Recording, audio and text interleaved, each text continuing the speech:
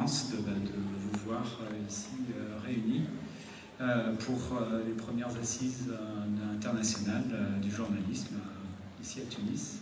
À savoir, ça fait déjà depuis en 2 mois, c'est le 4e événement qui a trait à la migration et la migration dans les médias. C'est apparemment un sujet très central et qui nous est très cher, nous, à ICMPD, dans le cadre de notre travail. Donc il y a 2 mois, en septembre, il y a eu des ateliers de formation pour les journalistes. Il y a aussi une activité assez innovante qui a été pour la première fois avec le soutien de l'Union européenne en collaboration étroite avec l'Open Media Hub, la Fondation Thomson et donc notre équipe de la CMPD, notamment du projet régional Euromed Migration 4. Il y avait une réunion aussi entre communicants gouvernementaux sur les questions migratoires qui avait eu un énorme succès. La cérémonie de remise des prix Migration Media Awards qui a eu lieu sur un lieu très symbolique de Carthage, et puis différentes formations. Donc voilà, je suis très heureux de vous accueillir ici, encore une fois, remercier l'ensemble des participants ici. La confiance que nous porte aussi l'Union européenne pour justement faciliter ces échanges. C'est moi la voix. Non, c'est moi la voix. Nous sommes la voix. Nous sommes tous la voix des sans-voix. Pour ce travail qu'on fait ensemble sur les questions de la migration, dès le début, on a voulu traiter de cette question, de cette tendance. C'est pas une crise migratoire, c'est une tendance de fond. On a eu le plaisir, et je vais, en guise d'introduction, répéter ces mots, il y a 2 mois, d'accueillir à l'occasion de la cérémonie du prix Migration Media Award à Carthage, l'ambassadeur de l'Union européenne, Patrice Bergamini, qui disait que c'est probablement, premièrement, une des plus anciennes activités de l'homme, se déplacer pour sa nourriture, se déplacer pour découvrir d'autres mondes. Donc c'est une tendance de fond qui est inhérente à la condition humaine. J'imagine que le débat tout à l'heure va, dès après quelques mots d'introduction de l'ambassadeur Bergamini, va porter sur cette question de la perception du regard qu'on a les uns sur les autres et qui est révélée par la question migratoire. Donc c'est quelque chose sur lequel nous, les journalistes, on joue un rôle fondamental sur la perception qu'a le public de la question migratoire. C'est quelque chose d'important, d'y contribuer de manière la plus outillée possible. Et on a tenu ce soir à ce que dans le débat, on ait à la fois des acteurs de la société civile tunisienne, des acteurs de la société civile internationale, des journalistes, des écrivains, qui puissent avoir ce regard avec un peu plus de distance sur cette question-là. Donc je voudrais laisser la parole à l'ambassadeur Patrice Bergamini, représentant de l'Union européenne à Tunis, qui nous fait le grand plaisir d'être là. C'était compliqué pour vous de pouvoir être avec nous, et franchement merci beaucoup pour tout ce soutien que l'Union européenne a apporté aux assises internationales de Tunis. Merci Dominique. Bonsoir mesdames et messieurs. Merci de m'accueillir parmi vous. Je suis ici, je vous l'aurais dit de la même manière, je crois, hier matin, mais plus encore ce soir, parce que j'ai besoin de vous. J'ai besoin de vous en tant que journaliste, en tant que témoin, pour rapporter, relater, expliquer. J'ai besoin de vous, je dirais, pour au moins 3 raisons. Dénoncer, mobiliser et éclairer. C'est mon point de vue en tous les cas, et je ne sais pas si les ambassadeurs ou les diplomates parlent comme je veux parler, mais peu importe. Certains me connaissent et connaissent ma liberté de ton. Besoin d'une profession capable de dénoncer, ça c'est un besoin que j'ai en tant que citoyen. Dénoncer les dénis de justice, dénoncer les injustices, dénoncer les crimes, les meurtres, surtout quand on parle de crimes, de meurtres de journalistes. Je sais que hier, dans vos discussions, vous avez parlé de M. Khashoggi. Je crois que c'est important que ce soit vous qui le fassiez, parce que pour bien connaître ces dossiers, imaginez ce qui s'est passé. J'ai beaucoup travaillé en Turquie ou en Arabie Saoudite. Sans vous, sans ce que vous, les médias, dénoncez, les choses seraient différentes. Définitivement. On a besoin de vous aussi, je parle de ce cas, de ce journaliste, dénoncer des disparitions aussi, y compris de journalistes tunisiens en Libye. Il y en a 2 depuis 4 ans. Le père de l'un d'entre eux était avec vous hier, je crois. Je ne sais pas s'il est là ce soir. Je crois que c'est important de dénoncer cela, Je crois que c'est au moins aussi important sur notre chapitre que vous soyez là pour dénoncer la mauvaise information. On appelle ça les fake news, je crois. Dans ma carrière, dans une autre vie, j'en ai vécu quelques-unes.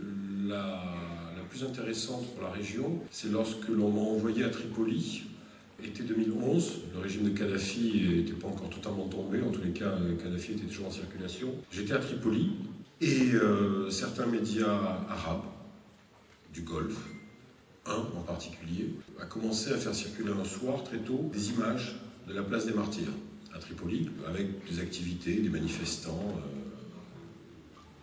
qui célébraient la chute du régime, la victoire, la mort de Kadhafi. J'étais à ce même moment-là, place des Martyrs, il ne se passait rien, place des Martyrs. Mais ce que certains écrans de certains médias montraient a permis une accélération de l'histoire. Et c'était assez intéressant pour moi, en tant que diplomate. C'était des forces spéciales qui m'avaient envoyé à Tripoli, c'était un peu compliqué à cette époque-là, en 2011, de voir ce décalage et comment vous pouvez soit accélérer injustement l'histoire, soit au contraire permettre une accélération positive de l'histoire. Donc j'ai besoin de vous en tant que citoyen pour dénoncer ce genre de manipulation aussi. Deuxième besoin, deuxième nécessité, c'est mobiliser. Je vous épare de sous-souvenirs. Ma première expérience diplomatique, c'était le conflit en ex-Yougoslavie. La guerre dans les Balkans, Srebrenica, Dayton. J'ai découvert quelque chose à l'époque, sans Christina Amanpour et sans CNN. Et je crois que c'est important aujourd'hui de parler de CNN. Après ce qui s'est passé il y a une semaine à Washington, dans une salle de presse officielle. Sans CNN et sans Christina Amanpour, il n'y aurait pas eu des premières frappes en 1995. Du moins, c'est ma conviction. J'étais jeune diplomate français à l'époque. C'est ma conviction. Et j'en ai retiré le sentiment qu'à 200 000 morts, et par la pression médiatique, la mobilisation internationale est inévitable. Elle est nécessaire, mais s'il n'y a pas de pression médiatique, à moins de 200 000 morts, on peut prendre le temps de négocier et d'attendre. C'est 200 000 morts, le conflit en Bosnie. Et il a fallu une pression médiatique pour faire bouger les lignes et convoquer les partis et les convoquer sur une base militaire aux États-Unis à Dayton. Je vous l'ai dit, j'en ai retiré cette conviction qu'à partir d'un certain niveau de mort, c'est horrible ce que je vous dis, on arrive, grâce à vous, à mobiliser. Force est d'admettre que je me suis trompé, parce que quand on regarde le conflit syrien aujourd'hui, on est à plus d'un demi-million de morts, et apparemment ça ne suffit pas. On a besoin de vous aussi pour permettre cette mobilisation. On a besoin de vous pour permettre une mobilisation, je crois, sur le dossier yéménite. Je sais qu'il y a des journalistes yéménites qui sont là. De mon point de vue, il m'est arrivé aussi de travailler sur des dossiers sécuritaires. Le Yémen, pour les experts, reste toujours une matrice. Au-delà du drame humanitaire qui se noue actuellement depuis trop longtemps au Yémen, de mon point de vue, on sait que le Yémen, si on n'y fait pas attention, peut devenir une matrice du terrorisme. Ne pas s'occuper davantage du dossier yéménite, c'est courir le risque d'avoir une nouvelle matrice, du même type que celle que nous avons depuis des décennies à propos du conflit israélo-palestinien. Donc mobiliser sur la question migratoire, vous allez en parler tout à l'heure. Je l'ai dit il y a quelques semaines, lorsque nous étions à Carthage à l'Acropolium, lors de la remise des prix, je suis aussi convaincu que sur le dossier migratoire, sans la mobilisation de certaines d'entre vous, le dossier, la question aurait été posée en termes différents, peut-être n'aurait pas été suffisamment bien posée. Il y a 15 jours, ici à Tunis, un peu plus de 3 semaines, j'accueillais le président de la Commission européenne et il avait pris avec lui une journaliste d'Euronews qui était à bord de l'Aquarius cet été et qui est descendue, juste après la visite de Jean-Claude Juncker à Tunis, qui est descendue à Zarzis pour voir, écouter, témoigner. Ça aussi, c'est quelque chose qui, après, moi, en tant que diplomate européen, m'aide. Je vous disais, j'ai besoin de vous pour dénoncer en tant que citoyen. J'ai besoin de vous en tant que diplomate européen ayant travaillé pendant presque 30 ans maintenant sur cette région pour mobiliser des forces diplomatiques. Dernier point, j'ai besoin de vous aussi, là, en tant qu'ambassadeur européen à Tunis, pour éclairer, je crois. Sur le dossier migratoire, j'ai dit à cette journaliste d'Euronews, elle est allée à Zarzis, je pense aussi que ce serait bien actuellement pour ceux qui travaillent en Tunisie, pour les journalistes tunisiens bien sûr, aussi d'abord, qui sont en première ligne, Ben Gardan. C'est pas loin de Zarzis. C'est important ce qui se passe à Ben Gardan. Ben Gardan, pour ceux qui ont fait la lutte antiterroriste, on considère que c'est là où a été marquée la première défaite, en mars 2016, du califat. lorsque la ville de Ben Gardan a été attaquée par des gens qui se revendiquaient de Daesh. Aujourd'hui, c'est important de mon point de vue d'aller à Ben Gardan pour voir ce qui s'y passe et m'éclairer. On me rapporte qu'aujourd'hui à Ben Gardan, on ne compte plus les billets, on ne pèse plus les billets, on mesure les billets. Récemment, on m'a expliqué qu'une liasse de billets de 200 €, 1 mètre de 200 €, ça équivaut à 500 000 €, un demi-million d'euros. Les trafiquants d'êtres humains, d'armes, de drogue, d'autres choses, c'est comme ça que ça marche. Est-ce que c'est vrai? Est-ce que c'est pas vrai? Moi j'ai mes informations, mais je pense que témoigner, éclairer, ce serait intéressant. Aujourd'hui en Tunisie, j'étais à la Cité de la Culture tout à l'heure avec le commissaire européen qui est ici, grâce auquel on a cet événement aussi pour les assises, mais aussi pour tout ce que vous verrez demain encore à la Cité de la Culture, sur la Méditerranée, repenser le partenariat méditerranéen. Est-ce qu'on doit travailler sur ce qui nous unit ou sur ce qui nous divise? Je crois que les deux, personnellement, sont aussi importants. Travailler sur ce qui nous unit, finalement, la Méditerranée, 3000 ans d'histoire et de géographie commune, c'est facile, c'est évident. Travailler sur ce qui nous divise, c'est plus compliqué. Est-ce que c'est plus nécessaire? Je le pense. C'est davantage nécessaire de voir ce qui irrite, ce qui bloque, ce qui freine. Et ce qui oblige les uns et les autres à vouloir traverser la Méditerranée pour de mauvaises raisons ou dans les pires conditions, je ne sais pas. Est-ce que ce qui nous divise, c'est la religion? C'est des questions qu'un ambassadeur ne doit pas poser, hein, et surtout pas devant nous. Si c'est la religion, quelle religion? De quoi parle-t-on? Pourquoi? Est-ce que c'est parce que c'est une religion qui n'a pas fait son aggiornamento? C'est ce que j'entends des fois. Est-ce que c'est compliqué de parler de l'islam des Lumières dans ce pays qui est pour moi la jeune et vraie seule démocratie dans la région?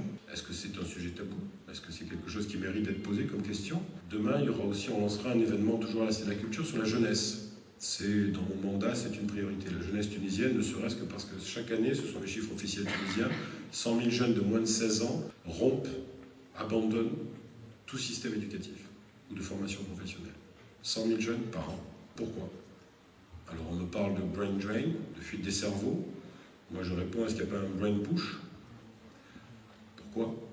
C'est là où vous pouvez nous aider, je crois, en tant qu'ambassadeur, pour moi, en tous les cas personnellement, à nous éclairer. J'étais en poste ici, la Tunisie, c'était mon premier poste, il y a plus de 25 ans. C'était compliqué d'être jeune et d'aimer en Tunisie il y a 25 ans.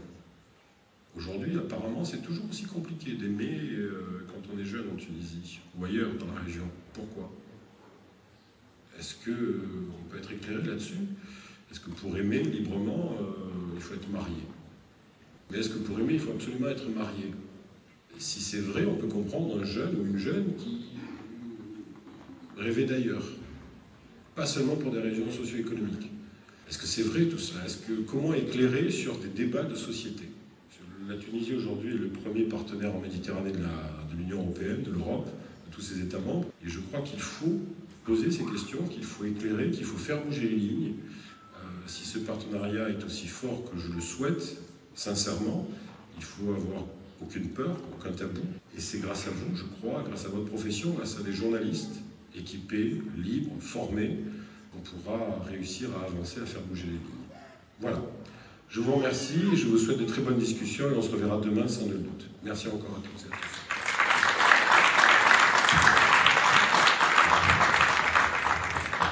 Merci Monsieur l'Ambassadeur. Et je passe tout de suite la parole à Jean-Pierre Martos. Bienvenue à ce théâtre du 4e art. Je vais avoir l'honneur d'ordonner la chorégraphie de cette soirée, donc très courte. On se répète que les migrations ont toujours existé, qu'elles appartiennent à l'ordre naturel des choses. Sauf qu'à certains moments cruciaux de l'histoire, les migrations deviennent un enjeu fondamental qui teste réellement nos valeurs, notre sentiment d'humanité. Je pense que, de nouveau, aujourd'hui, on y est. On est arrivé à cette période cruciale de l'histoire où la migration, de nouveau, est un test, un révélateur de nos sociétés, aussi bien au sud qu'au nord. Et c'est vrai que le débat actuel sur les migrations s'inscrit dans les interrogations posées par la mondialisation, qu'on la décrive comme heureuse ou malheureuse, peu importe. Elle accompagne certainement des espoirs, des rêves, des aspirations, mais très souvent elle s'accompagne de drames et de tragédies, on en parlera. Les migrations sont choisies parfois, mais malheureusement très souvent, et c'est ce qui nous interpelle ici certainement, ce sont des migrations qui sont vécues à la suite de la guerre, de l'injustice, de la criminalité, du dérèglement climatique. L'immigration suppose que l'on crée des ponts, alors que de plus en plus souvent on a l'impression qu'elle débouche sur la création de murs. Elle nous ramène d'ailleurs à un débat qui avait commencé dans les années 90, lorsque Samuel Huntington avait publié un article parlant du choc des civilisations et que Edward Said lui avait répondu en parlant lui du choc de l'ignorance. Et c'est vrai qu'aujourd'hui, ce qui complique tout, c'est que politiquement, l'immigration est instrumentalisée comme un levier du succès électoral de partis populistes, comme un levier des crispations identitaires partout, pas seulement au Nord, et des angoisses existentielles. Ça place évidemment les autorités, mais aussi tous les démocrates, les progressistes, les humanistes, tous ceux qui ont un sens de l'humanité, devant un dilemme crucial qu'a vécu par exemple Angela Merkel, l'accueil, et d'un autre côté, la progression de l'extrême droite. Alors, je dirais que Antonio Gramsci, qu'un choix politique, nous avait prévenu. Le vieux monde se meurt, disait-il, le nouveau monde tarde à apparaître, et dans ce clair-obscur surgissent les monstres. Alors, quel est le rôle des médias dans ces interrogations? Quels sont les regards croisés, fraternels ou hostiles d'ailleurs, que nous portons des deux côtés de la Méditerranée? Et pour en parler ce soir, on a un panel d'une qualité exceptionnelle. Je commencerai par présenter Alessandra Coppola, qui est la chef adjointe du service international du grand quotidien italien Corriere della Sera, mais qui a aussi été reporter et qui a depuis très longtemps couvert les questions migratoires, qui a vraiment une expérience de terrain. Delphine Minoui, qui est grand reporter au journal français Le Figaro, qui est basé à Istanbul, qui depuis de longues années balise l'ensemble de la région, et en particulier la Syrie, donc il y a une attention très particulière évidemment à la question posée par la migration en provenance de Syrie, provoquée par le conflit syrien, et qui est aussi une écrivaine acclamée, et je conseille certainement ses livres, et le tout dernier qui est L'Effaceur, les livres de Daraya, qui vient de sortir, et qui est au cœur d'ailleurs de cette réflexion sur l'autre, aussi sur la citoyenneté face à l'horreur de la guerre et de la haine. Ensuite, Serena Eldada, qui représente Médecins sans frontières, qui est médiatrice culturelle et qui est chargée des affaires humanitaires sur ce bateau tant célèbre maintenant, l'Aquarius. Ensuite, Shamseddine Marzouk, qui se présente très modestement comme un pêcheur, mais qui est en fait un héros, puisqu'il a recueilli dans ses filets, si je peux le dire de cette manière, les victimes de cette traversée, ces cimetières sous la lune, si j'ose dire, qu'il a transformé lui, en fait, il a offert une sépulture digne à ces personnes qui avaient été abandonnées. Et pour présenter ce qu'il a fait, on va passer le film qui a été réalisé par Rim Maklouki, ici à ma droite, qui s'appelle Le cimetière des migrants ou Le croque-mort des migrants, et qui raconte justement ce qu'a fait M. Marzouk pour donner de la dignité à ces personnes qui sont les grandes oubliées finalement de ces débats parfois très politiques, parfois très académiques, parfois très formels sur la migration. Les corps de migrants retrouvés dans la région de Zardis à la frontière libyenne arrivent tous ici. Shamseddine a enterré 72 migrants depuis le début de l'année, 350 en 10 ans. Ils reposent dans cette décharge municipale devenue cimetière de fortune. Bénévole pour le Croissant Rouge tunisien, Shamseddine n'a pas les moyens de faire plus pour ces hommes, ces femmes, ces enfants disparus dans l'anonymat. Il rêve d'un mémorial pour que l'on puisse se souvenir de chacun d'entre eux. L'Europe et le monde entier sont des criminels. Et tout le monde est responsable de la mort de ces personnes, de ces crimes. Ce n'est pas une personne ou un pays qui est responsable, mais le monde entier. Ce sont des criminels. Il y a beaucoup de vent ici. Les tombes disparaissent avec le vent. Je dois toujours contrôler et remettre du sable pour qu'elles restent visibles. Mais les corps vont continuer à arriver tant que la Libye est instable. Ça ne va pas s'arrêter. C'est pour ça qu'il faut trouver une solution pour avoir un nouveau cimetière, pour la dignité de ces personnes et leur respect aussi. Je viens de fermer 3 tombes, il en reste une. Et peut-être que je peux en ajouter 1, 2 ou 3 autres. Il reste maximum 4 places. 4 places et je ferme ce cimetière, c'est tout. Shamseddine n'a pas d'argent. Il vient de lancer un appel aux dons pour acheter un autre terrain de 2500 mètres carrés, un corbillard, construire une chambre funéraire et ériger un mémorial. Il y a les morts, il y a les migrants qui ont survécu au naufrage. À cela aussi, Shamseddine apporte un peu de réconfort, une visite avec quelques provisions. Ces migrants abandonnés à leur sort logent dans un foyer mal entretenu et sans argent à Zarzis. C'est une pauvreté inhumaine. L'humain est mort, les cœurs sont morts. Qu'est-ce que je peux faire de plus, moi, avec mes moyens? C'est mon devoir de ne pas les laisser mourir de faim. Un peu de pain, du riz, des légumes. L'hiver arrive et la faim est dure en hiver. Avant de s'occuper des migrants, Shamseddine était pêcheur. Il est père de 5 enfants. Ces dernières années, il a tellement vu de corps de migrants noyés qu'il refuse le terme d'immigration clandestine. C'est un drame qu'on ne peut cacher, dont il veut parler. 2 de ses filles sont partis à leur tour sur des embarcations de fortune. Ils ont réussi à atteindre l'Italie. Si nos politiques ne protègent pas les jeunes et qu'ils les abandonnent, il y aura toujours des départs. Mais moi, je n'encourage pas l'immigration clandestine, bien sûr. Mais je sais aussi qu'ils ont échoué quand je vois des jeunes publier sur Facebook des images d'eux en train de jeter leur passeport et leur carte d'identité à la mer. Ces jeunes ne veulent plus de leur pays. Alors, qu'ils les laissent partir. Ce n'est pas la peine de les arrêter avant Lampedusa ou la Sicile et de les ramener ici. Ils recommenceront. Dans leur tête, ils n'ont plus besoin de leur pays. Ses enfants sont partis sans le prévenir. Sa femme, elle, était au courant. Elle a emprunté de l'argent pour payer le passage de leur fils vers l'Europe. Au départ, moi je ne voulais pas qu'ils partent. J'ai tout essayé. J'ai dépensé beaucoup d'argent pour qu'ils aient un visa, mais ils ne l'ont pas eu. J'ai été forcée. On m'a forcée à suivre une autre voie. Et vu la situation des jeunes comme mes fils, j'ai eu peur.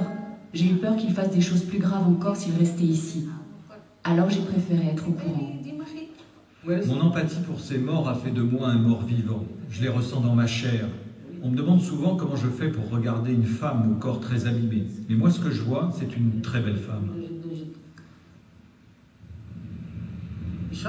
J'espère que les corps arriveront jusqu'ici pour qu'on puisse les enterrer dignement. Mais parfois, je me dis aussi qu'il vaudrait mieux qu'ils restent en mer.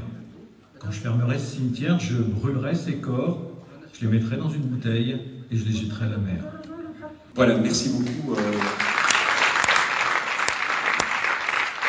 rappelle que notre petite journaliste, elle a une longue expérience de la télévision, elle travaille pour France 2, pour d'autres France Télévisions. Elle est actuellement, elle collabore à Arte, voilà, basée à Tunis. Alors, Monsieur Marzouk, j'ai une question très simple. Vous n'êtes pas désespéré face à cette situation? Vous exprimez l'inquiétude serait très légitime en vous disant personne finalement ne vient m'aider, personne ne vient faire ce geste qui n'est pas pourtant quelque chose d'énorme en termes de ressources financières que de financer une sépulture digne pour les personnes qui ont été abandonnées dans la Méditerranée. Comment réagissez-vous face à cette situation? On n'a pas envie de tout laisser tomber finalement et de dire au monde politique de juste assumer ces ambiguïtés. C'est un film qui m'a touché. Ce que je fais, c'est dignement de cœur. Vraiment, tu ne peux pas laisser des corps abandonnés à la mer sans l'enterrer. Chacun de nous, il rêve d'une vie et d'un enterrement digne. Ce que je fais depuis des années, c'est quelque chose qui m'a touché. Tu trouves des cadavres dans la mer, sur plage. C'est ça. Mais comme le film, il m'a touché vraiment. Surtout, j'avais 2 fils qui ont pris une décision. C'est un désir, leur désir. Je respecte le désir de tous les subsahariens qui partaient de la Libye, direction de l'Europe. C'est leur rêve. Si on veut accuser quelqu'un, c'est l'Europe, l'Union.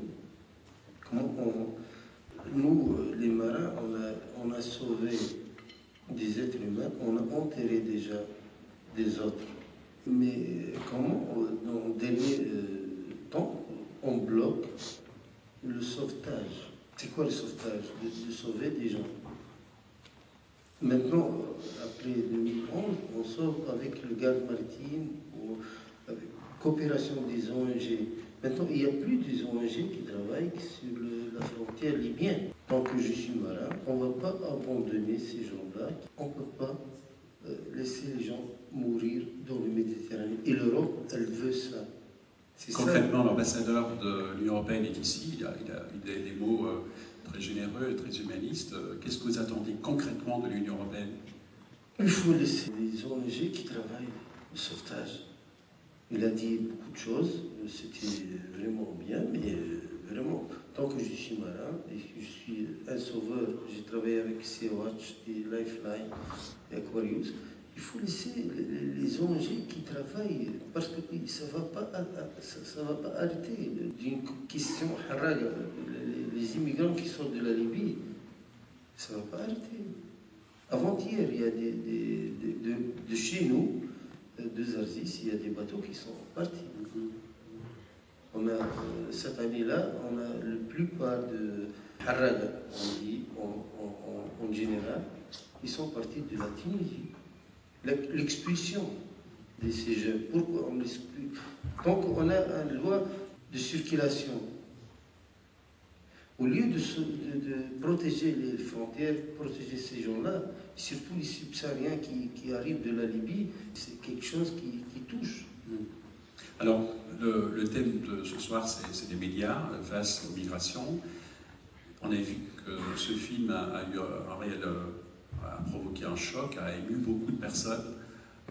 Mais Rime Mahmoudi, est-ce que ce n'est pas décevant de voir que d'une certaine manière, malgré tout ce travail qui a été fait, ce témoignage extrêmement touchant qui a été présenté dans ce film, malgré les réactions très positives qui ont été exprimées à l'égard de ce film, est-ce que vous n'êtes pas déçu par le manque de réaction, que finalement les médias sont un peu inutiles, on présente la misère du monde, et puis à la fin, il ne se passe rien? Est-ce qu'il n'y a pas une forme de frustration aussi de la part d'une journaliste qui si elle filme ça, c'est qu'elle partage évidemment les préoccupations, les angoisses et les indignations de ce type de situation? Le cas de Chemseddine Marzouk a été filmé par, je pense, beaucoup des grands médias internationaux. Les Américains, les Anglais, les Allemands, les Italiens, les Espagnols. Beaucoup de journalistes sont venus à Zarzis pour rencontrer Chemseddine Marzouk et tous, je pense, tous ces journalistes ont eu envie à un moment ou à un autre de voir un impact au moins, puisque Chemseddine Marzouk a des demandes qui sont matérielles pour qu'il puisse continuer à travailler. Et il a été reçu, l'impact qu'en tout cas ces reportages ont eu, ça a été qu'il a été reçu au Conseil de l'Europe à Strasbourg, il a rencontré l'ambassadeur de France en Tunisie, il a rencontré des hommes politiques.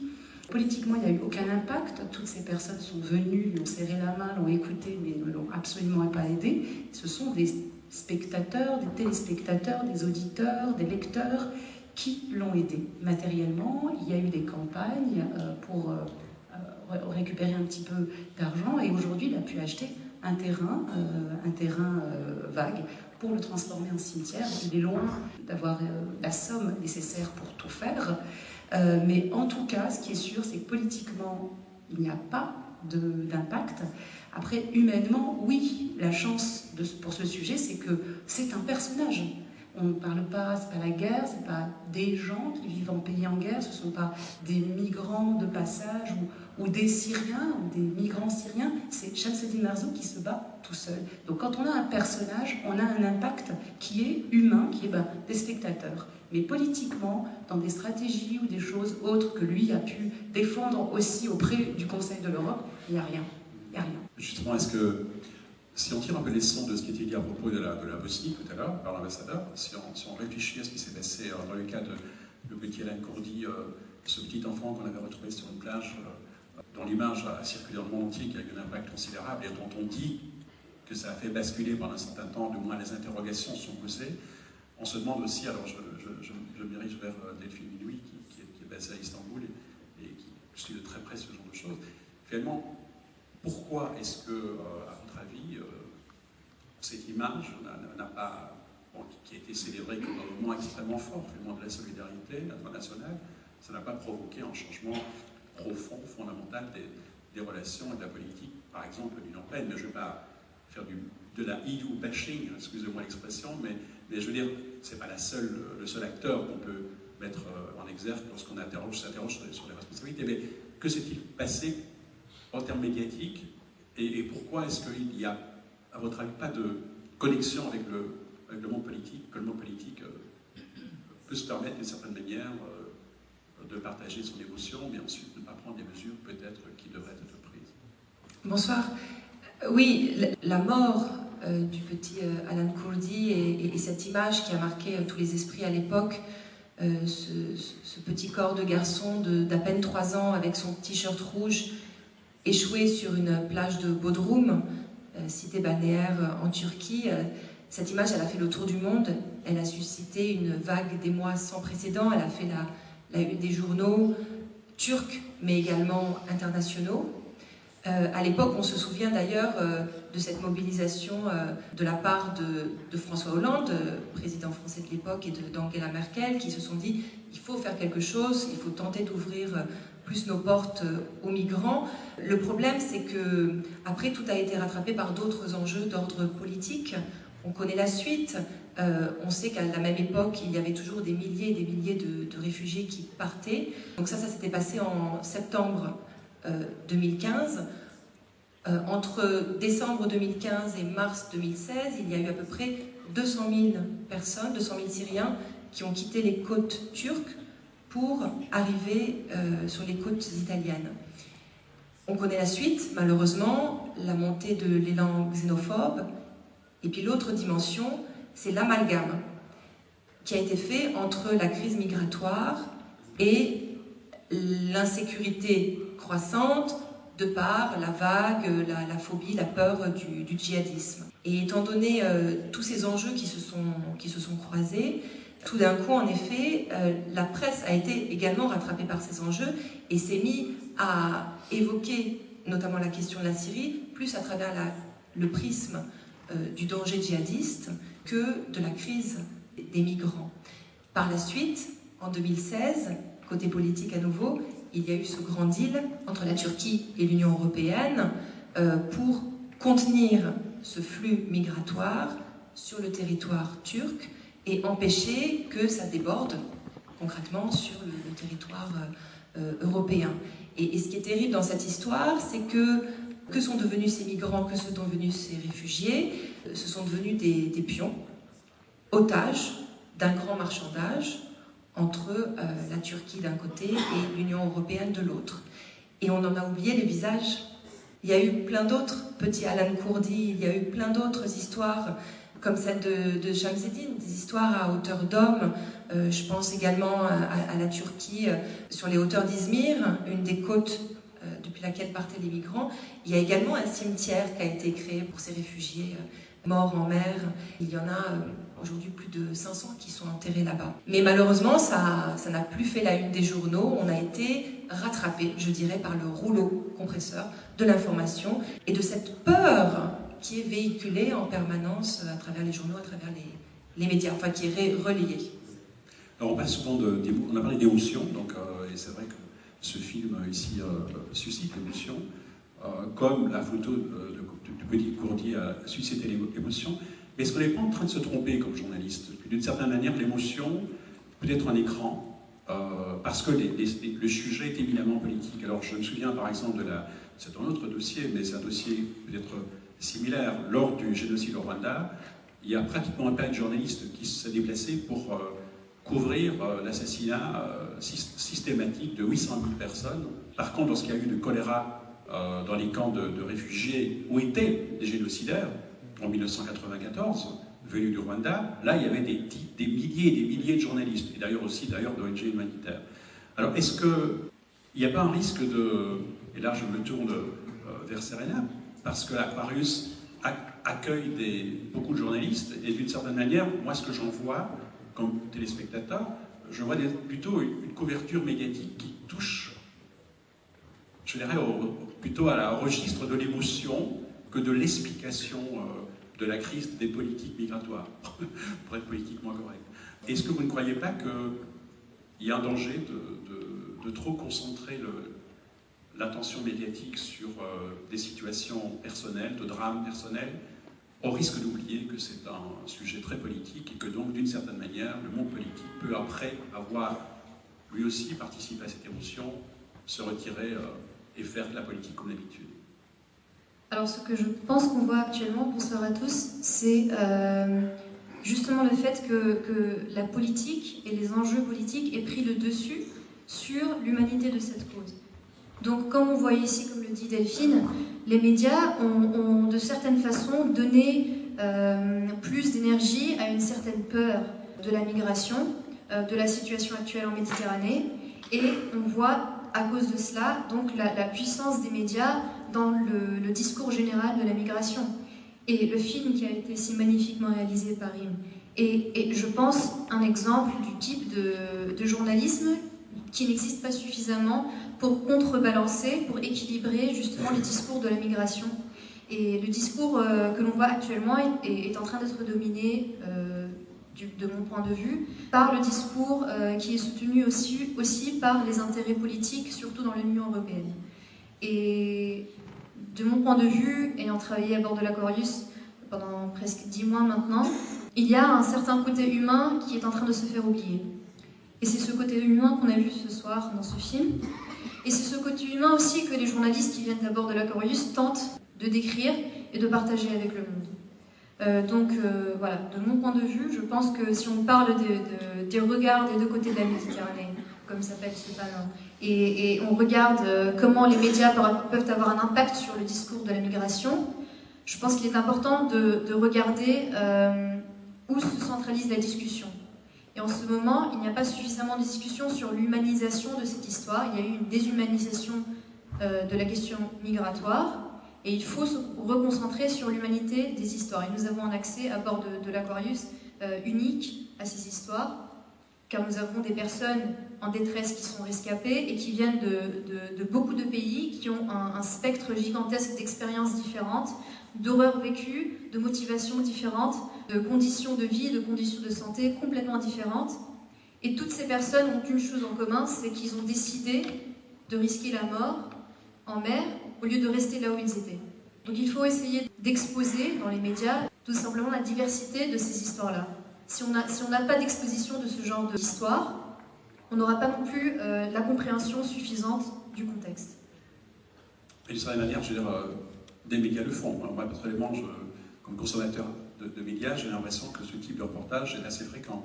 Et ce que j'entends dans la rédaction, lorsqu'on parle de bord de Méditerranée, la réponse du rédacteur en chef à la fin va être comme quand on parle de la Bosnie à l'époque, on l'a déjà fait. Ça n'intéresse plus personne. Et je crois que c'est un des risques du système médiatique, la manière dont on fonctionne, les routines journalistiques sont aussi une question. Alors je pense que vous vouliez vite réagir, parce que c'est une conversation. Hein.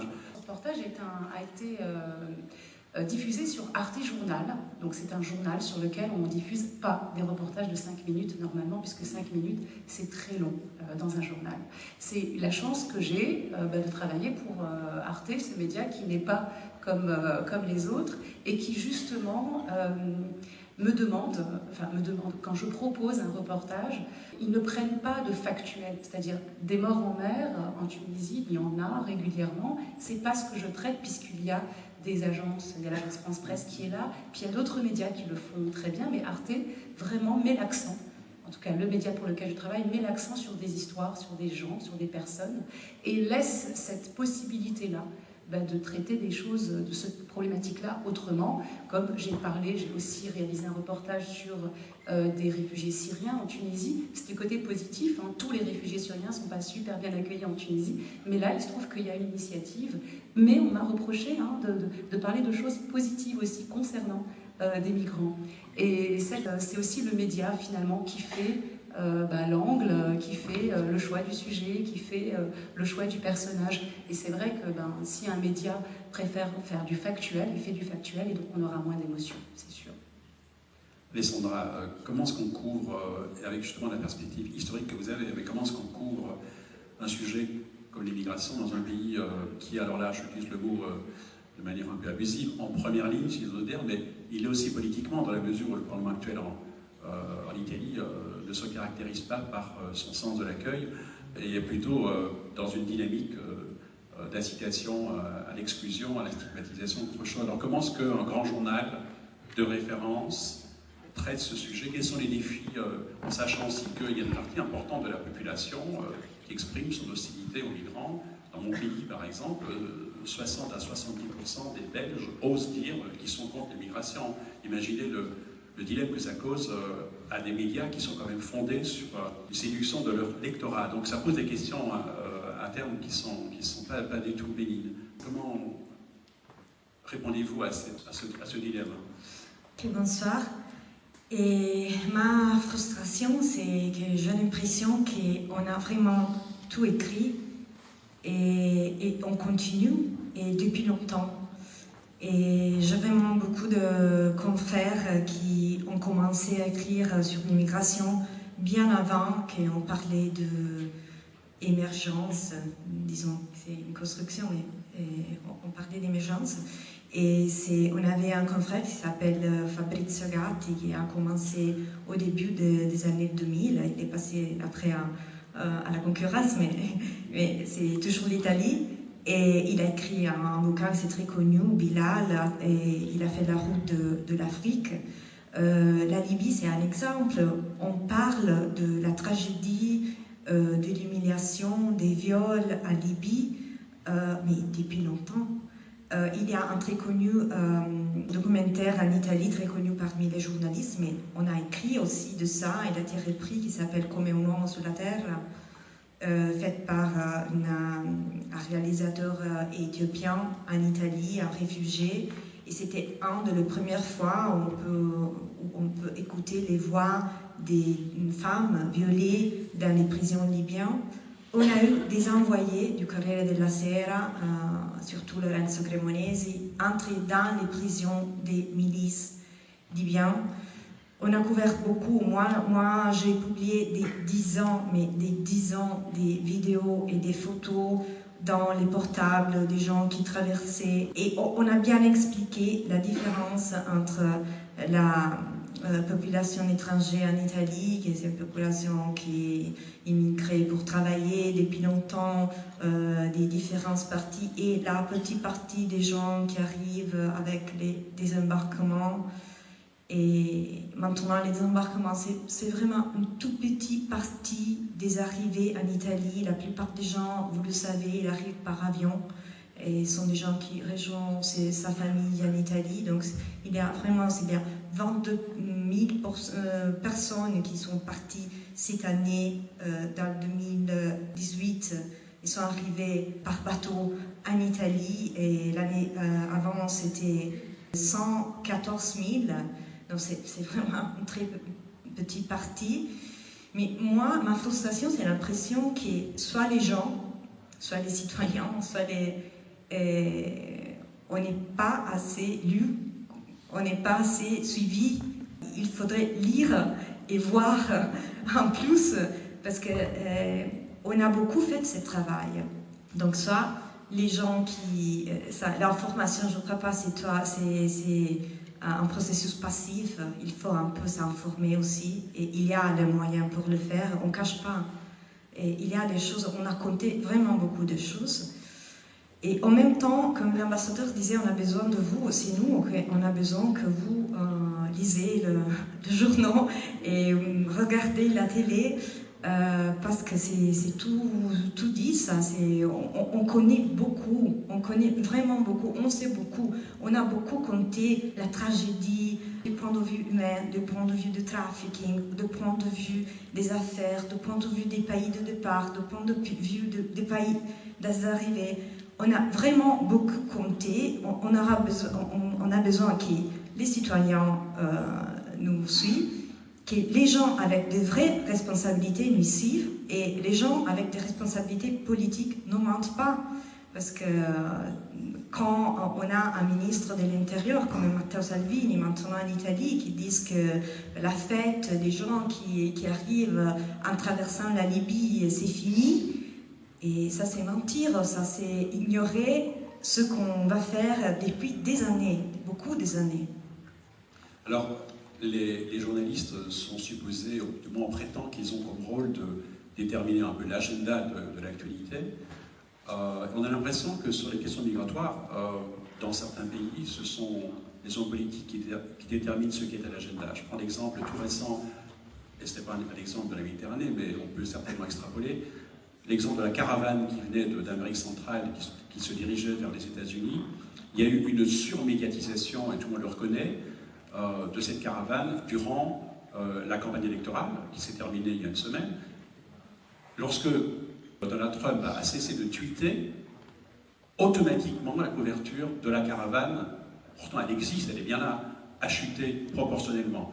De certaine manière, est-ce que les journalistes ne sont pas trop dépendants de l'agenda qui est fixé par le monde politique, et toujours réactifs par rapport au monde politique, et ne devraient pas chercher, si c'est possible, à créer une forme d'autonomie par rapport à la détermination de ce qui est important en matière migratoire? Je ne sais pas qui veut répondre à cette question. Si vous n'êtes pas d'accord, dites-le. Si ça correspond à quelque chose qui vous inspire, je ne sais pas. Moi, j'ai l'impression que sur ces questions-là, dans mon pays, par exemple, il est clair que chaque tweet qui vient du gouvernement provoque immédiatement une réaction de la presse et dévie la presse de questions plus fondamentales sur la migration. Donc, on oriente la presse d'une certaine manière par un tweet provocateur, et les journalistes semblent se délaisser des éléments d'information extrêmement importants, plus significatifs. Je dis un mot sur ça et je me laisse la parole. Et le problème, c'est ce type d'homme politique, comme Salvini aussi en Italie, il cherche un contact direct avec l'électeur, pas à travers la médiation du journal. Donc on peut écrire, on peut décrypter, on peut faire des choses, mais il passe au-delà de nous à la fois. Ça, c'est un défi pour nous, je crois.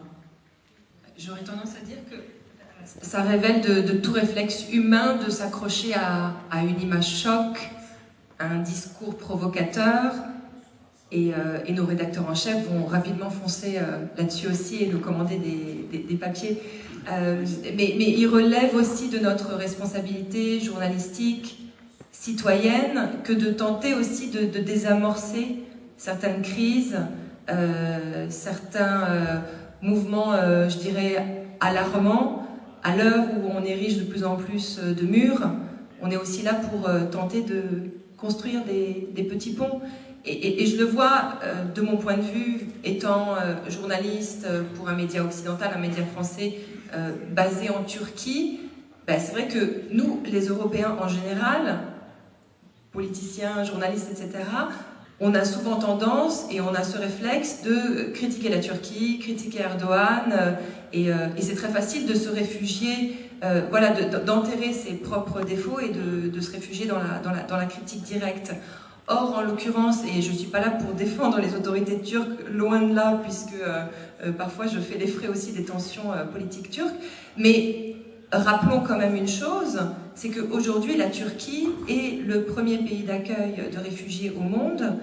En 2011, tout réfugié confondu en Turquie, ça s'élevait tout juste à 58 000 personnes. Aujourd'hui, 7 ans plus tard, c'est à peu près 4 millions de personnes accueillies sur le territoire turc, dont 3,5 millions sont des Syriens. Donc c'est ça aussi, il faut parfois essayer de tenter aussi de replacer les choses dans leur contexte. Oui, ça va mal aujourd'hui en Turquie, oui, il y a une politique, Erdogan, après avoir pratiqué la politique de la porte ouverte, tente aujourd'hui de renvoyer les réfugiés en Syrie. Il y a eu des mouvements d'expulsion, il y a eu des arrestations, mais en même temps, il y a quand même une cohabitation qui fonctionne. Imaginez, imaginez à l'échelle de la France. Est-ce que même la population française tolérerait autant de réfugiés d'un coup sur son territoire? Et c'est là où nous, les journalistes, nous devons aussi tenter d'éclairer sur sur des actions citoyennes qui sont menées, comme l'a fait Rim ici avec le cas de Shamseddine. C'est-à-dire qu'il y a plein d'histoires positives en Turquie sur lesquelles il faut mettre la lumière. Je pense à ce petit jeune cireur de chaussures dans la ville d'Adiana, un cireur de chaussures syrien qui, désespéré, en était réduit à travailler jour et nuit devant un club de sport pour gagner sa vie. Et bien un jour, le directeur du club de sport a décidé de lui offrir un abonnement gratuit dans l'enceinte de son club. Il y a eu un mouvement citoyen dans la population et ce petit jeune aujourd'hui a pu être scolarisé, il peut travailler, il peut s'en sortir. Il y a plein d'histoires comme ça. Il faut juste aller les chercher, il faut juste les éclairer. Je pense à ce quartier difficile d'Istanbul, Gazi Osman Pacha, où il y a un grand contingent aussi de mouvements migratoires venus de la population kurde, quartier aussi très anti-Erdogan. Quand ils ont vu arriver les réfugiés syriens, au début ils ont dit « pas question, on a suffisamment de problèmes ». Eh bien il y a un groupe de femmes qui s'est mobilisé et qui s'est dit « eh bien on va ouvrir un local désaffecté, on va l'ouvrir aux femmes syriennes, on va se mettre à cuisiner ensemble. Et on va créer une cantine et on va faire du service traiteur à domicile. Et ça fonctionne très bien. Mais ces histoires-là, malheureusement, on ne les entend pas suffisamment. Et ce sont ce genre d'histoires qui permettraient aussi de réduire ce mouvement de panique et ce mouvement de peur. Parce que ces réfugiés, ils sont comme vous et moi. Peut-être que nous, demain, on sera aussi dans leur situation. Et ce qui est important toujours de rappeler dans nos médias, c'est que ces gens-là, ils ne sont pas partis parce qu'ils avaient envie de partir. Ils sont partis parce qu'ils ont soit été chassés, soit parce qu'ils ont dû fuir la guerre, les exactions, les viols, et qu'ils ont tout quitté du jour au lendemain. Justement, parmi les personnes qui sont accueillies à l'Aquarius, les journalistes qui vont passer 3 semaines, ou quelques jours, qui peuvent passer 3 semaines lors d'une sortie de l'Aquarius, est-ce que c'est quelque chose qu'ils abordent? Bon, ils vont parler évidemment du sort des questions humanitaires, mais est-ce qu'ils abordent les raisons pour lesquelles les gens partent? Parce que quand on explique à des gens ce que des personnes ont souffert, moi je connais mieux l'Amérique latine, et je vois à Honduras par exemple, le taux de violence en Honduras est 100 fois plus élevé que le taux de violence en Belgique, les homicides je veux dire. On peut comprendre là, que les personnes veulent quitter et rêvent d'un avenir, et quand on explique ça à des gens qui au départ semblent hostiles, brusquement ils commencent à se poser des questions, à se dire bon, c'est vrai, moi si j'étais dans leur situation, je partirais. Est-ce que les journalistes se posent assez souvent la question de l'origine des migrations? J'ai souvent l'impression qu'on couvre un événement, donc la mort en Méditerranée, les opérations de secours, l'accueil, ou plus ou moins, c'est un terme qui n'est pas toujours adéquat, mais dans les centres, et qu'on oublie finalement que la migration, c'est souvent un départ à contre-cœur. Les gens aiment bien vivre au pays, comme on dit, et espérer vivre avec leurs enfants dans leur pays, mais ils partent. Et j'ai l'impression que la presse ne couvre pas suffisamment cet aspect-là. Quelle est votre expérience avec les journalistes qui sont sur le bateau? Est-ce qu'ils cherchent à connaître l'histoire, les raisons politiques, sociales, économiques, environnementales qui poussent les gens à partir? Absolument oui, c'est le cas. Et je pense que l'une des raisons pour lesquelles on n'a pas tellement d'histoires qui vont dans le détail avec les raisons, les motivations pour les départs des personnes qui finissent en mer Méditerranée, c'est qu'on n'a aussi pas beaucoup d'accès à ces histoires-là. Je pense qu'un bateau au milieu de la mer Méditerranée est un des points d'accès les plus uniques au monde, où on peut entendre les histoires de toutes ces personnes dans une si grande diversité, parce que les personnes viennent de quitter une expérience incroyablement traumatique. On peut commencer avec la raison pour laquelle ils ont quitté leur pays d'origine.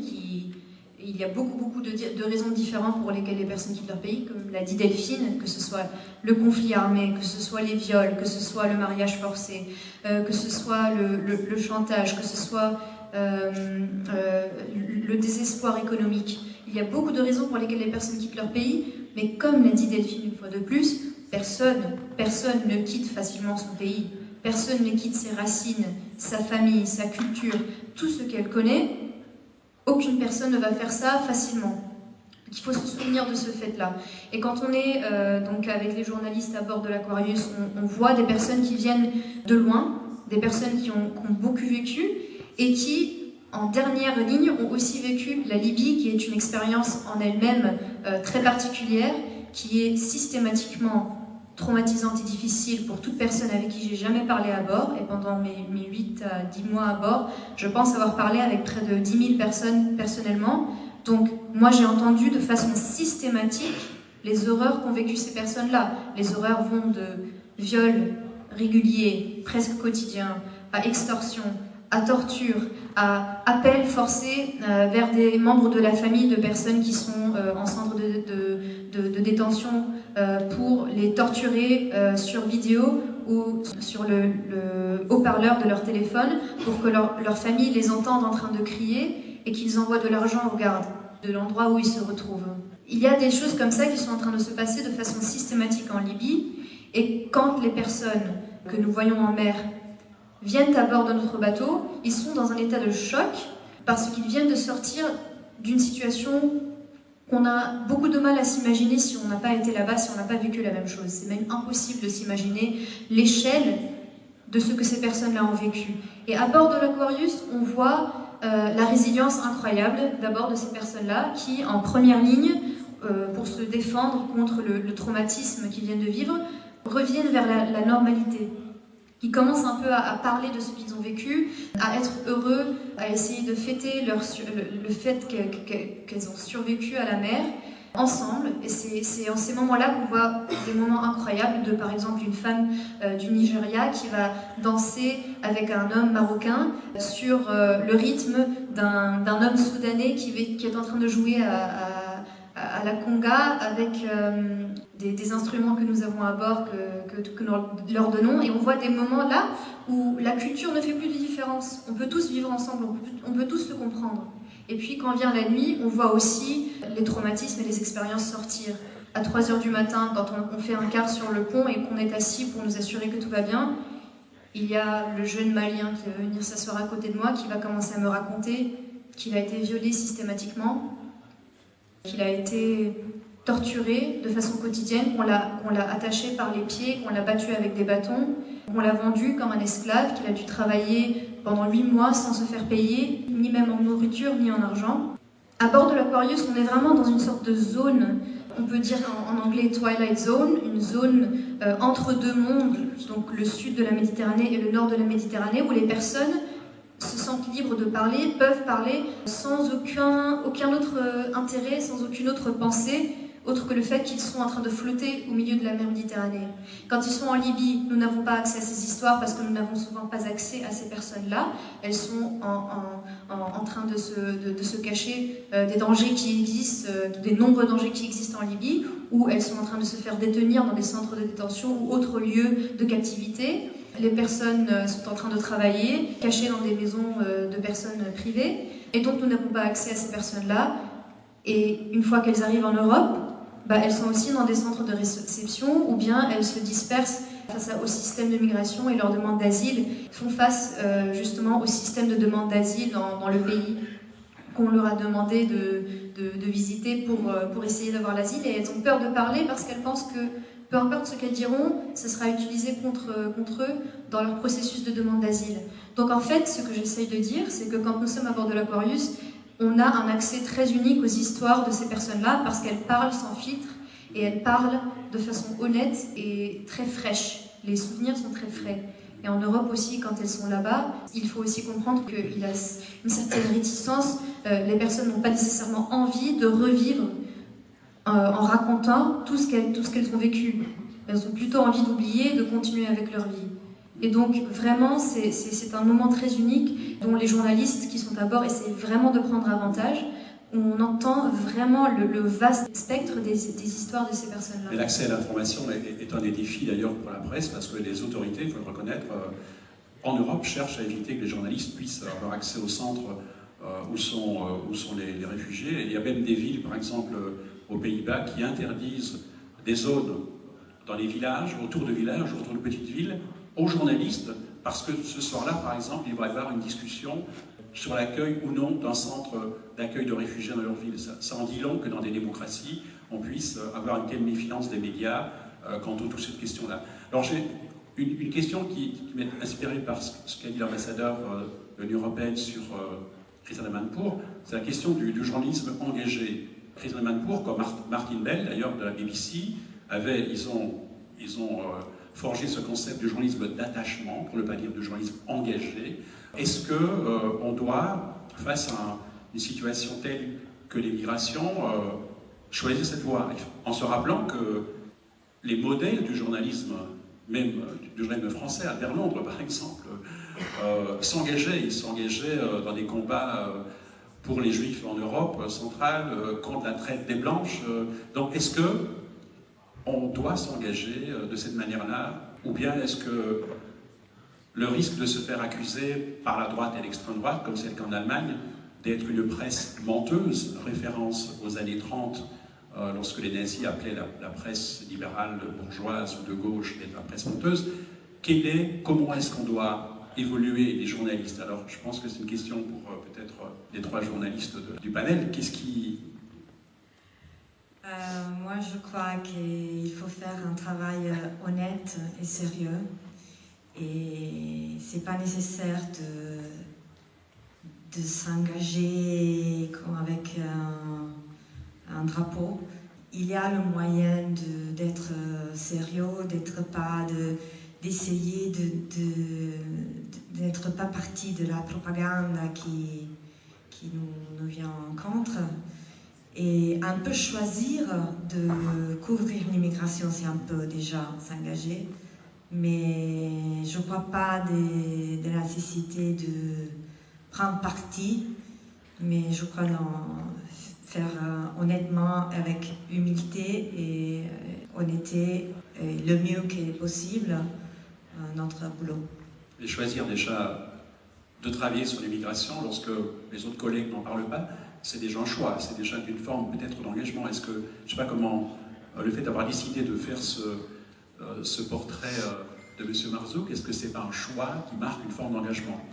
Alors pour ce cas particulier, ce portrait avait tellement été couvert, je crois que je suis la dernière journaliste à être allée voir Shamseddine. Juste aussi, ce reportage a été envoyé par Arte à Bayeux, et quand ils m'ont appelé, donc c'est une rencontre de reportage de guerre plutôt, et quand ils m'ont appelé pour me dire on a choisi ton reportage parmi, parce que Arte couvre le monde entier, je me dis c'est pas la guerre, enfin je suis pas en terrain de guerre, ils m'ont dit mais si, les morts en Méditerranée font autant de morts, voire plus que la guerre. Donc oui, c'est un reportage qu'on va envoyer à Bayeux. Donc c'est un engagement, pour le coup, là, de la part de ce média. Et puis, en effet, choisir de couvrir les Syriens en Tunisie, les morts ou les migrants ou des initiatives comme celle de Shamseddine, c'est déjà un engagement. En fait, on n'est pas objectif complètement quand on choisit de traiter ces sujets. Après, oui, il faut le faire de manière honnête. Et c'est vrai que moi, je vis en Tunisie et j'explique au public tunisien, aux lecteurs tunisiens, que les journalistes ne sont pas manipulés et ne sont pas, et ça c'est une discussion que j'ai régulièrement, et on me dit mais de toute façon les médias étrangers sont à la merci de Lagardère, de grands patrons qui de toute façon sont là pour diriger une information et pour vous amener vous à traiter de tel et tel sujet de telle et telle manière. Alors c'est déjà pas évident, puisqu'on se bat ici, c'est vrai qu'en Tunisie, le journalisme est en train d'émerger, le vrai journalisme, puisque bon, les journalistes ont été confrontés pendant plusieurs années à la dictature, mais c'est vrai aussi qu'on a en face des spectateurs, on a des lecteurs, et je me pose toujours la question, c'est vrai, quand je choisis de proposer un sujet, comment ça va être vu ? Je ne peux pas m'empêcher de poser cette question. Parce que je fais ce métier, ok, je l'aime, j'ai toujours voulu être journaliste, mais je le fais aussi pour être regardé, comment ça va être compris. C'est vrai qu'à chaque fois, la moindre virgule est lue, on réfléchit beaucoup au texte pour être le plus juste possible. Et l'honnêteté est extrêmement importante pour prouver justement que même si on choisit, que le choix est un engagement, eh bien on reste honnête dans le traitement de l'information. Alors, en ce qui concerne la domination de l'agenda et du cadrage finalement sur l'immigration, on a l'impression parfois que dans les pays du Sud, ce sont encore des médias du Nord qui, d'une certaine manière, par leur capacité de reportage et de diffusion, qui déterminent la manière dont on cadre l'immigration. Comment est-ce que dans les pays du Sud, donc en Tunisie en particulier, par exemple, mais aussi ça peut être le cas au Maroc, qui sont des pays de départ, de transit et d'accueil, en fait, est-ce qu'il y a une manière différente dans les pays du Sud de traiter des questions migratoires que dans les pays du Nord. En Tunisie, en tout cas, quand les médias tunisiens traitent des migrations, évidemment, ils commencent par le factuel. C'est une tragédie qui arrive en mer sur les côtes tunisiennes. On commence par traiter le factuel, comment c'est arrivé, qui ils sont. Et puis, moi, j'écoute ce que les Tunisiens disent et pourquoi ils sont partis, et les familles qui sont responsables de ça, et puisque ce sont des Tunisiens, là, en l'occurrence, qui sont morts en mer du côté de Zarzis et de Kerkena il n'y a pas très longtemps. Et puis les médias tunisiens n'ont pas forcément la place aussi pour raconter, comme nous pouvons le faire aussi sur nos médias occidentaux, enfin les pays du Nord.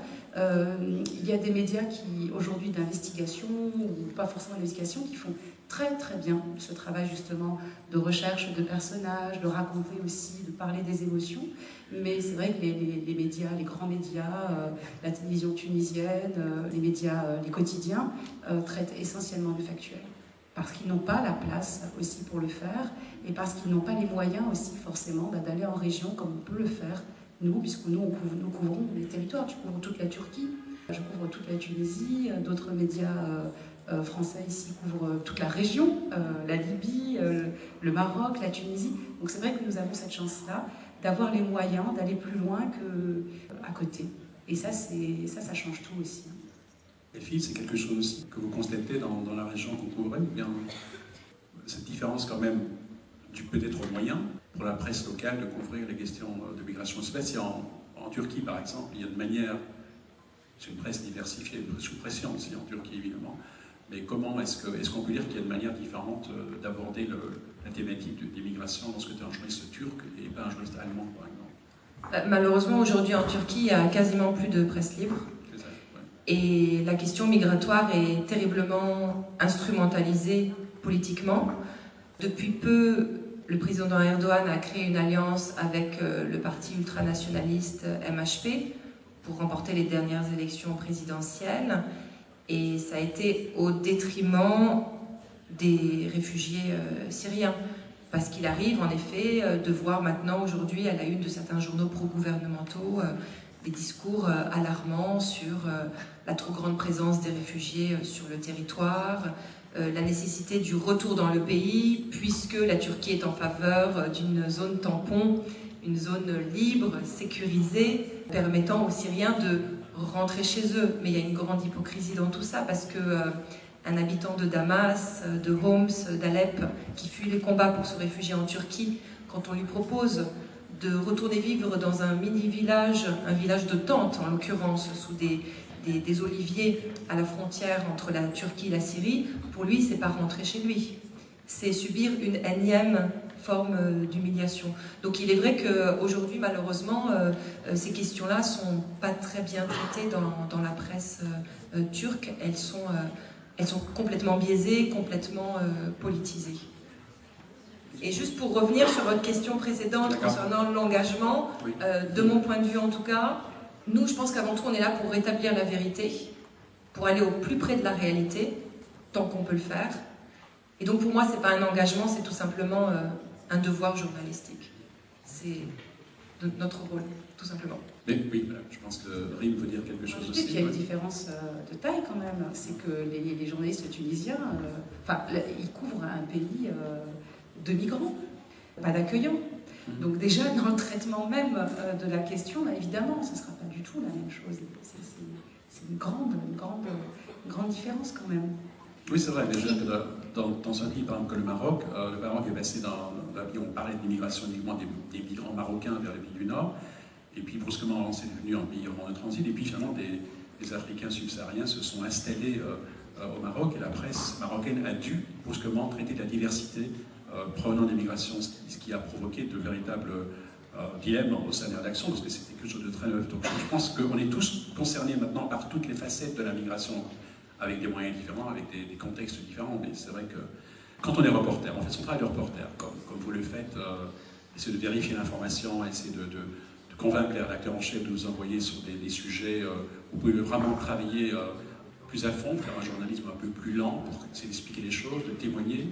Est-ce que vous n'avez pas l'impression un peu frustrante que les reporters au sein des rédactions aujourd'hui sont à la fois concurrencés dans le brouhaha général par les réseaux sociaux, c'est une chose, mais aussi par le fait que pas mal de médias ont choisi de privilégier l'opinion, l'éditorial, plutôt que le reportage, ça coûte beaucoup plus cher, et que d'une certaine manière, dans pas mal de médias, les éditoriaux peuvent conduire à saper un peu le travail du reporter. Est-ce que c'est des choses qui vous interpellent, ou bien c'est pas quelque chose qui réellement pensez que ce n'était pas vraiment un problème? On voit disons à la télévision, par exemple, de plus en plus des émissions de débat, de moins en moins d'émissions de reportage. Ces émissions de débat, en général, sont créées sur la polarisation, donc sur la simplification, et la migration, c'est un sujet, comme le terrorisme et d'autres sujets, qui se prêtent terriblement bien à cette simplification. Imaginez le reporter qui fait son travail au JT, quand il sait qu'après ou avant, il y aura ce type de débat absolument pugilat, c'est un peu désespérant, non? Même sur les chaînes publiques, hein, je veux dire, pas seulement dans les chaînes privées de Lagardère, non, sur les chaînes publiques qui ont un rôle d'intérêt public à jouer et qui ne le font pas nécessairement. Moi, je pars pour mon quotidien, et là, c'est très précis, la division entre opinion et chronique, fait. Mais ça, c'est vrai qu'à la fois, il arrive qu'un éditorial ou une opinion, c'est complètement différent du travail qu'on a fait sur le terrain. On prend des visions et des idées et tu dis, mais c'est pas comme ça, mais en plus, c'est pas comme ça, et je l'écris. Donc, à la fois, c'est un peu, je sais pas si c'est français, mais schizophrénique. C'est deux côtés différents, ça ne semble pas le même journal. Ça arrive et ça, c'est pas du tout amusant. Je suis à peu près dans la même situation et je trouve ça du coup plutôt positif finalement, c'est-à-dire que j'ai de la place dans le Figaro pour passer mes longs reportages sur des questions qui touchent aux réfugiés ou à d'autres thématiques. Et à côté, 2 pages plus loin, dans les pages débat et opinion, il y a des éditoriaux alarmistes sur ce fléau des réfugiés, des étrangers qui envahissent le territoire français avec des tendances presque racistes. Mais finalement, eh bien, on est quand même en côte à côte et c'est une forme de dialogue, l'air de rien. J'essaye d'être positive par rapport à ça. Je pense que le jour où il faudra s'inquiéter, c'est le jour où nous, on sera censurés. En tout cas, pour le moment, c'est pas du tout le cas. Merci. Bien, je vous remercie pour ce très bel hommage aux journalistes. Je pense que c'est une très belle note avec laquelle on peut clore ce débat, mais je vous remercie surtout pour ce que vous avez fait. Et j'espère que ce sera une inspiration pour le monde politique